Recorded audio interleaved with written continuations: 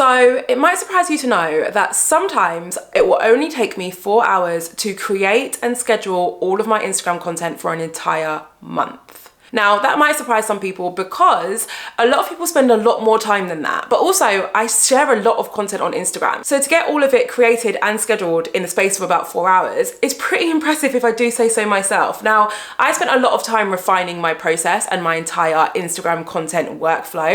And I've decided that now it's ready to share with you guys. So that's what I'm gonna be breaking down throughout this entire video. This video is sponsored by Later, which is an essential tool for this entire process. So for those of you who don't know, Later is a scheduling tool, and I use Later to schedule all of my Instagram content, and my marketing VA uses it to schedule my Pinterest content too. Now, I've tried a few scheduling tools in the past, but this one has become my go-to for all of my scheduling needs. Later helps you save so much time by allowing you to plan and schedule out all of your content months and months in advance. You can plan your strategy and you can schedule content across multiple platforms, not just Instagram. It is a must-have tool if you want to streamline your workflow and your planning process.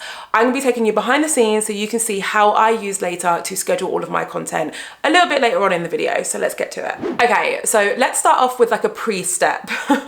So this isn't part of my exact steps that I follow when I sit down to create and plan all my content, but it is an essential thing that I must do, which allows my planning process to be so streamlined and so condensed. And what it basically involves is me creating content and capturing content continuously throughout my weeks. So this is a continuous step that I'm literally consistently doing.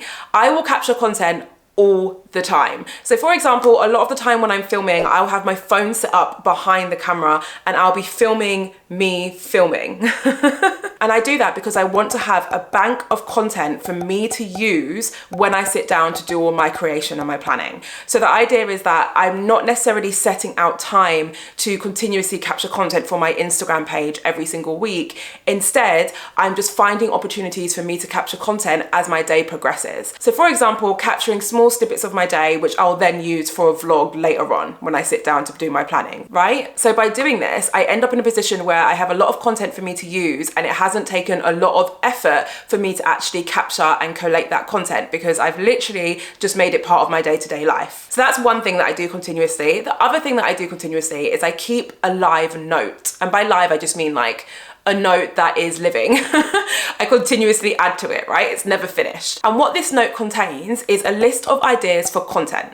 So I like to use my notes app for this because then it syncs across all of my devices, and it means that whenever I come up with a content idea, I will be able to keep note of it, whether I'm out at dinner or whether I'm at home on my laptop, right? So try and use a note application that you're able to access regardless of where you are. And this is really important because you will often come up with some really great content ideas when you are not working.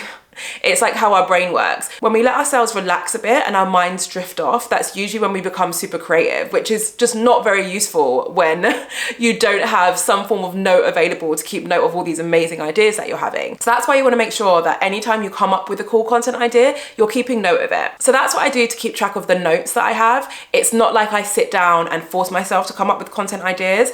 Instead, I just allow myself to organically come up with content ideas as the weeks progress. So if you follow those two steps, right? So if you keep note of your ideas and if you continuously capture content, when you get to the first official step of my entire process, you will realize that not only do you have a lot of content already, but you also have a lot of ideas already, right? There's like the two hardest parts that are already basically done for you.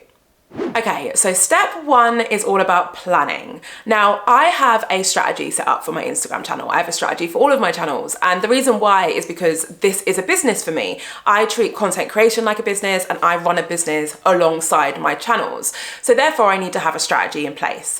And what my strategy allows me to do is to ensure that I'm continuously working towards meeting my goals. So whether that be growing my following, whether that be nurturing my audience, whether that be making sales from my business, I have a strategy which ensures that I'm continuously hitting the goals that I need to hit. And the result of that is that I'm super clear on what I'm going to talk about for the month ahead. I'm super clear on which features I'm going to be using. I'm super clear on what call to actions I'm going to be having in my content. Like all of that you see when I post, there is a method behind that. Like I've not just come up with that idea. I've not just come up with that messaging, just plucked it from a cloud. I've sat down and I've strategized that, right? So the benefit of having a strategy means that the planning process is usually pretty easy because you already have sight of what you're going to be talking about and what features you're using, how often you're going to post, etc. So during this step, what I do is I pair my strategy with the content that I've been creating over the past month, and also with the list of ideas that I've been collating over the past month too. So I just combine those things together to come up with a list of content that I'm going to be sharing, and also a rough idea of when I'm going to be sharing it. So that is the planning process. By the end of step 1, I have full sight of what content I need to create and when I'm going to be sharing it. Step 2 is to create and collate. I love that that rhymes. How have I never realized that create and collate rhyme before? I feel like there's a marketing thing in that I need to draw on. Anyway, so step 2, create and collate. So what I now need to do is take that list of content that I want to share for the month ahead, and I need to start creating it and collating it. So what I mean here is, as I mentioned, I've been capturing content continuously over the past month already. So I now need to collate all of that content and put it into folders and assign the different content to different pieces that I need to create. So the example that I used previously was that maybe I'm recording myself as I'm filming a YouTube video. I'm going to find that recording and I'm going to figure out how I'm going to use that to produce one of my pieces of content. So let's say on my plan for the month, I wanted to share a motivational message around gaining confidence on camera. Because I know that that's something that I want to share and I know that I want it to be a reel, I would probably locate that video of me filming myself and I would use that as the content for that reel because it fits perfectly. And what that means is that I didn't have to go out of my way to capture more content, it's just there. So it's basically me choosing from a huge selection of content and just assigning it to different posts throughout the month. So that's what the collate section is. And the create section is specifically for any gaps that I've got from my plan. So quite often I will plan my content for a month, I will look at all the content that I've been capturing over the past few weeks, and I'll notice that actually I'm missing some content, and that's completely normal. It'd be weird if I wasn't. So usually the content that I'm missing is content where I'm like sitting and speaking to the camera. So I'll make a list of all the content that I'm missing and I will batch create that content. I will sit down and I'll create that content in one go. Now, if you're familiar with my content, you'll know that I love to batch things. And batching basically means that I'm creating lots of one type of thing in one sitting. So I'm creating lots of reels in one sitting. And the reason why I like to do that is because it allows you to benefit from something called flow state, which is basically the state that you get in when you're like fully immersed in one task. And when you get in that state, it becomes super easy for you to churn out a lot of those tasks. So for example, like I'm recording this YouTube video now and I'm probably going to record at least another one video, if not 2 more videos after this, because I'm in a flow state. Like I've got myself ready to film. I've gotten ready. I'm like mentally prepared to sit in front of a camera. So therefore I'm going to make the most of this feeling and try and produce a few YouTube videos in one go. So it's the same thing that I do for my Instagram content. I'm going to benefit from the fact that I'm ready to film some content, and I'll sit and I'll film all of the missing content that I need for the month in one go. The result of the creation and the collation means that I now have all of the footage that I need for my month's worth of content. Step 3, editing. So now that I've got all of my content and my footage, and you can probably tell by the way I'm speaking, a lot of my content nowadays is reels or videos based. So that usually means that I've got a lot of editing to do. Now, editing is still going to be an important step for anyone, regardless of whether they share a lot of video content or not. If you share a lot of photos, then you probably need to spend this step tweaking your photos to ensure that the lighting's right. If you share a lot of graphics, then you probably need to spend this step actually creating those graphics in Canva. But for me, this step is mostly about editing video content to make sure that it's ready for a reel. I've got captions, I've got text on it, it's all been edited together really nicely. Full transparency, guys, I don't do my editing anymore. I outsource my editing now. So how it basically works is I have 2 people who actually create reels for me, which might sound excessive, but let me explain. On the one hand, I've got my video editor, and what he will do is he will cut down some of my YouTube videos into reels. Okay, and that's a strategy that I used to use a lot, and then I stopped because I felt like it wasn't working for me, but I've changed it slightly now and I feel like it works a lot better now. And essentially what we now do is ensure that any reel that we create using a YouTube video can stand alone as a reel in itself. So rather than cutting down my YouTube content into a reel, which is like a trailer for my full video, instead of doing that, we're creating reels which deliver value on its own, and that's really important. Otherwise the reel reel won't be successful. People need to be able to look at the reel and be like, great, I've got what I needed to get from that reel, and then keep it moving, rather than looking at a reel and thinking, oh, now I've got to go onto the YouTube channel and watch the full thing, because that's usually where you lose people. So that's a slight change in our strategy now, which means that my cut downs of my YouTube videos are performing a lot better, which is great. It also means that I can repurpose content, which is amazing for me because there's a lot of content I've got to create. I've got to find a way to make it a little bit easier. So that's one type of reel that I create and share. The other type of reel that I create is more of the trending reels. So these are reels where I'm using trending audio. Usually they're vlogs, maybe they're snippets of my day-to-day life with like really cool, valuable messaging laid over it. So for that, I actually have a production assistant who does that for me. So I do have two separate people who create my reels, but it works perfectly for me at the minute. And what that means is that I don't actually have to spend much time on this step. So I completely understand how fortunate that is. However, I did used to do most of this stuff myself. And what I would do is I would sit down and I would block out a section of time, batching again, to edit all of my content in one go, rather than dragging it out over the space of a couple of weeks. I would sit down, edit everything in one go so that it's good to go and ready to move on to the next step.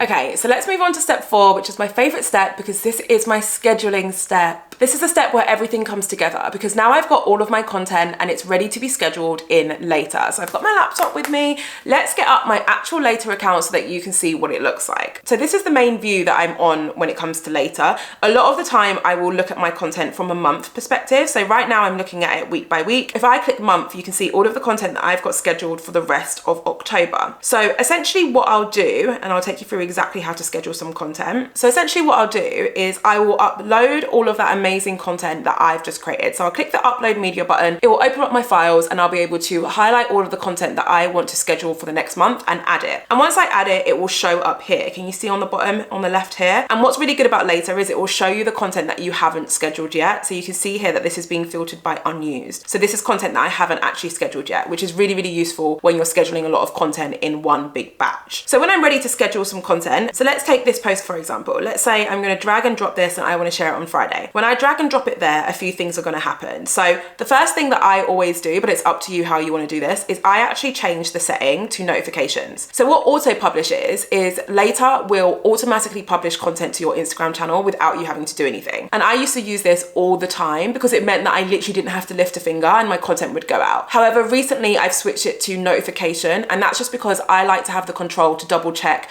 what I'm talking about is relevant before it goes out. And that is a side effect of planning so much content in advance that what I think will be really great to talk about in 3 weeks time might not be the best thing to talk about in 3 weeks time. Like, we don't know what's going to happen between now and 3 weeks. It might not be relevant anymore. So I like to have that control so that I can double check all of my content before it goes out. And when you click the send notification button, basically what happens is that you will get a notification when it's time for you to post your content. And that means that I can review my content, literally press a couple of buttons and my content will be live. So it's up to you which you choose to do. Here you can write your captions, and I always write all of my captions when I'm scheduling my content because that is one less thing for me to do when it's time for my post to go live. And also it means that I can be really strategic and ensure that I'm talking about the right things at the right time, I'm including the right call to actions at the right time, etc. So I'll write my whole caption and I'll also add my hashtags as well. They've got other features here where you can add emojis, you can have some saved captions, which is great, and also hashtag suggestions, so you can use those should you feel fit. Also, if there's something wrong with the dimension of your photo, it will give you a bit of a notification, and you can click edit image, and that will open up a box which will allow you to do a few different things like crop your photo to ensure that it's the right size for Instagram. Then I'll click save and my content will be scheduled just like that. The other part of later that I really like to use is the preview section. So if you click on preview, what you see here is basically what all of my content will look like when it goes live. I really like this because I'm a bit picky with the different photos that I'm using, the different covers that I'm using. I like to ensure that they all kind of look good next to each other. So by that I mean, like, I don't want to have two very similar photos next to each other on my grid. So this section allows me to do that because I can drag and drop different content. So I can drag and drop that there or there, and I can have a play and check that everything looks good together, right? And you can also see here that it's tracking and showing me all of the content that I've already shared. So these are all the reels that I've already shared, and this is all the content that I've got planned for the next few months. You can even change the toggle so you can just see all of the reels that you've shared as well, which is really cool. And then on the right here, it's showing you a full breakdown of your post schedule, which is really useful as well. Now, I feel like a lot of people are going to be thinking, okay, that's great, but can I schedule my reels? The answer is yes, you can schedule your reels on later. Yay!